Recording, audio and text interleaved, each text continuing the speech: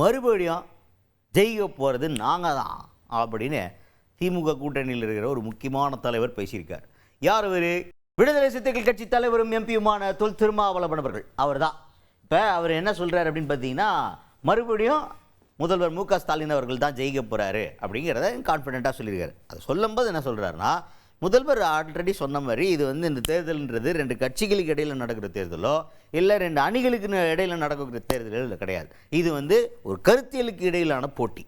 2 கருத்தியல் இருக்குது. ஒன்று திராவிட கருத்தியல், இன்னொன்று பாஜக சார்ந்த என்டிஏ கூட்டணியுடைய தனிப்பட்ட ஒரு கருத்தியல். இந்த 2 கருத்துக்கு நடுவில் நடக்கிற சண்டை, மாநில உரிமைகளை மீட்டெடுக்கிறதுக்காக நடக்கக்கூடிய இந்த சண்டையில் கண்டிப்பாக எங்கள் மறுபடி ஜெயிப்பார், முதல்வர் ஆவார் அப்படிங்கிற மாதிரி ஒரு பயங்கரமான பாயிண்ட்டை மேக் பண்ணியிருக்காரு நம்ம திருமாவளவன் அவர்கள். அண்ணன் தளபதி ஸ்டாலின் அவர்கள் சொன்னதை போல இது 2 கட்சிகளுக்கு இடையிலான யுத்தம் இல்லை, 2 அணிகளுக்கு இடையிலான யுத்தம் இல்லை, 2 கருத்தியலுக்கு எதிரான யுத்தம். அந்த யுத்தத்தில் தமிழ்நாடு வெல்லும். மீண்டும் தளபதி முத்துவேல் கருணாநிதி ஸ்டாலின் அவர்களின் திராவிட முன்மாதிரி ஆட்சி மலரும். அதுக்கடுத்தது முக்கியமாக நம்ம ஆளுங்க இன்னும் அந்த திமுக கூட்டணிக்குள்ள இருக்க சலசலப்பு அதை மறக்கவே இல்லை.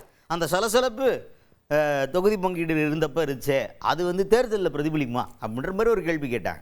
அதுக்கு திருமாவளவன் அவர்கள் கிளியராக சொல்லிட்டார். என்னென்னா, அந்த தேர்தல் நேரத்தில் நீங்கள் முன்னாடி நடந்த தொகுதி பங்கீடின் போது இருக்கக்கூடிய அந்த குழப்பம் இருக்குல்ல, அது தேர்தலில் பிரதிபலிக்கணும்னு நினைக்கிறதுலாம் எப்படி? எல்லா கூட்டணி கட்சிகள்லையுமே சீட்டு ஒதுக்குறது அப்படிங்கிறப்ப ஒரு சலசலப்பு இருக்க தான் செய்யும். அதை கொண்டு தேர்தல் போட்டியில் காட்ட மாட்டோம் எல்லாருமே. அது முடிஞ்சு, அது வேறு டிபார்ட்மெண்ட், தேர்தல் வேறு டிபார்ட்மெண்ட். அது முடிஞ்சதுக்கப்புறமா இங்கே ட்ராவல் பண்ணிடுவோம் நாங்கள். இந்த வேலையை நம்ம பார்க்க ஆரம்பிச்சதுக்கப்புறம் அந்த குழப்பம், கருத்து வேறுபாடு இதெல்லாம் காணாமல் போயிடும். அதுதான் இங்கே நடந்திருக்கு.